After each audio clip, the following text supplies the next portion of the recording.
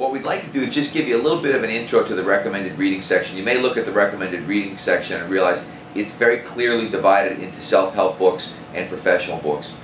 And what we would like you to do, I think we'd hate to say, okay, this is the recommended reading to be a site user, because that's not the case. I think this is what we're recommending for you to be a better coach, for you to be a better trainer, for you to be better at whatever it is that you're going to do.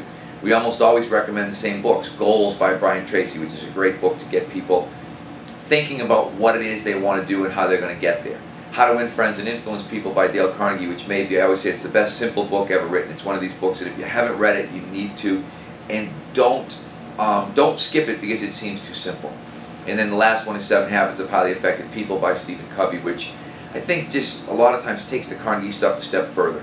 But I really think there's some progression in there through those 3 self-help books. And then in addition, we've added Strongest Shall Survive, which I think actually it's right behind me if you can really see in the video, Bill Starr's book, because I think one of the things that we have not done is read the classics. I think this is when you get an education in college. One of the things they want you to do is they want you to read the classics. They want you to read Mark Twain. They want you to read Tolstoy. There's things that you should read. I feel that way about Bill Starr.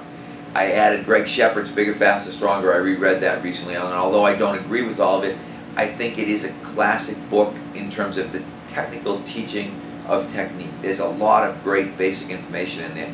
And then we progress into, as it gets more technical, Stuart McGill's Low Back Disorders and Stuart McGill's Ultimate Low Back Solution. And then in addition, Shirley Sarman's Diagnosis and Treatment of Movement Impairment Syndromes for people who really, once you say, okay, I'm really in deep here.